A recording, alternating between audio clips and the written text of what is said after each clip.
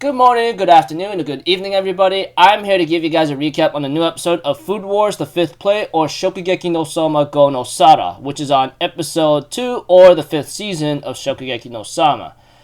Now, this episode right here, wow. I don't remember seeing this happening in the manga, unless it's been a long time, but all I know is they added in something pretty new, which I really like, and some shocking developments here and there, etc. Not to mention,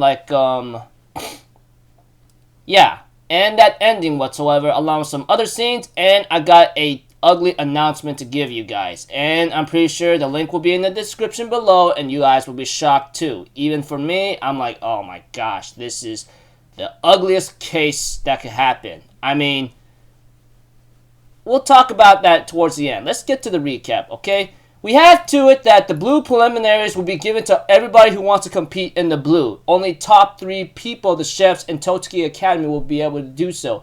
Erina gets a pass because of, we don't know, but I'm pretty sure it'll be revealed later in the future.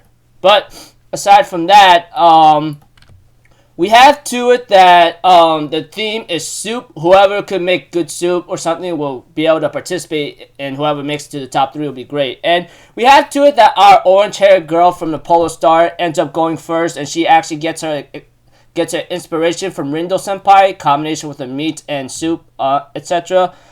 And along with Megashimiya's dishes, she's like the little Red Riding Hood of the Critter Forest, you know. Then we see Yoko-chan having to make tofu soup, and it was like a variety of of tofu combined, you know. And she's like the Sakaki family soy, you know.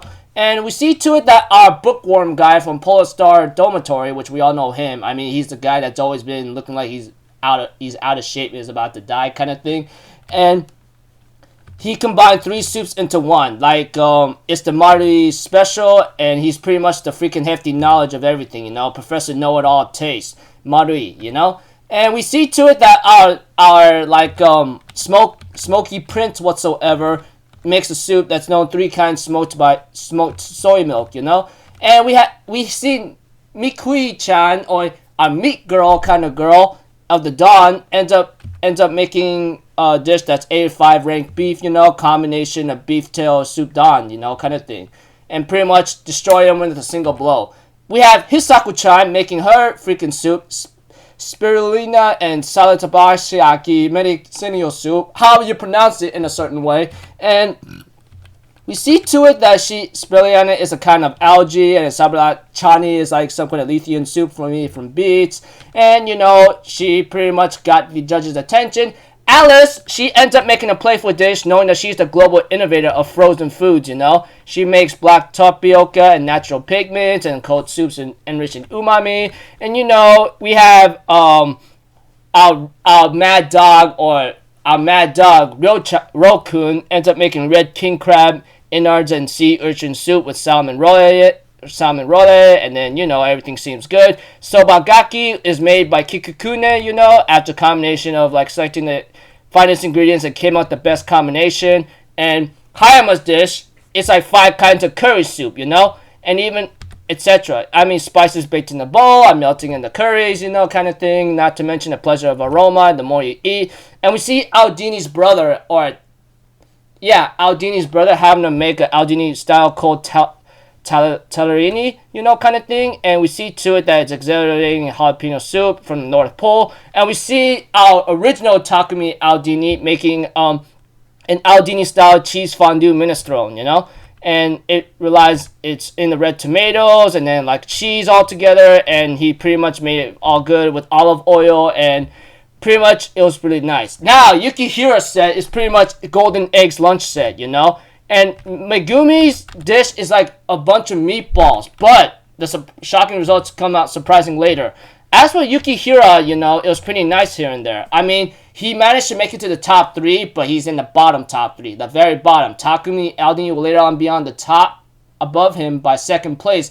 And Megumi, she takes 1st place, dude. And she goes like, whoa, what's going on? I thought my dish wasn't that great. They go, well, that's before we tried it. The moment we tasted it, it was like all filled with miso soup coming from all around Japan, you know? And that's the reason why she took first place. She got 960 points while Takumi Eldin like 959 points or close to 960, and then Takumi Eldini gets like what, a little bit below that, and Yukihira barely made it to the top 3, and he says looking forward to taking you guys out in the blue. But there was also a scene in this episode where Joritro was facing someone who's in a red scarf and his face is hidden, you know.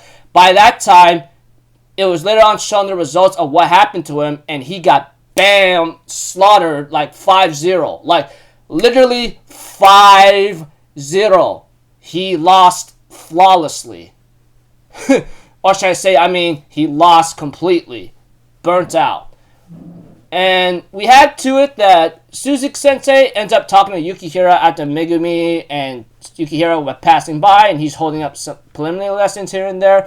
And there's something I need to tell you. There's something about Suzuki Sensei wanting to take on Yukihira for a reason, you know. Otherwise, he won't be worthy of Erina, because he says, I'm the one who's going to go after Erina to make her my bride. Yukihira says, her god tongue's very good and useful. You're not in position to take over that, you know? That kind of thing.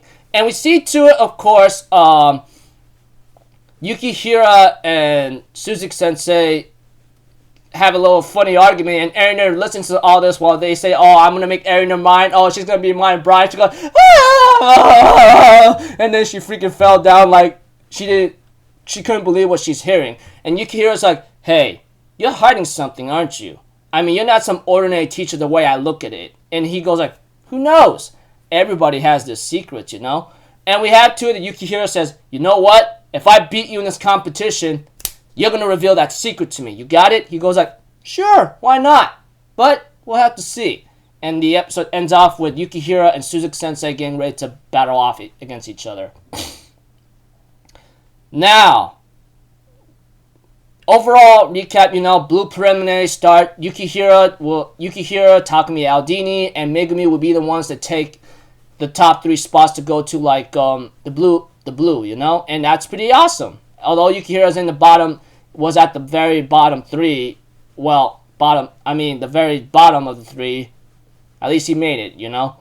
But Suzuki Sensei is a mysterious guy right now, and I'm pretty sure a lot of you guys might be confused. And yeah, I won't talk about that yet. That much I could tell you. That much I will tell you, and it will be complicated. Yeah. But aside from that, I got a nasty announcement, and you guys might be here. I'm pretty sure you guys know it too. And I can't be the only one who always does research in terms of like what's been going on here and there, okay? So, if anything else, let's talk about it. After today, I believe, or possibly the next episode, Food Wars, the 5th plate, is literally going to have a delay in broadcasts, etc. So pretty much the next 1, 2, 3 weeks from on April 24th, May 1st, and May 8th, it's going to have a delay. The updates of the schedule will be talked about in May 15th. And you guys might be saying, wait a minute, there's a delay in the 5th plate of Shokugeki no Souma? What's going on? The reason being is because the pandemic. It's really bad. If you guys are freaking a lot, okay.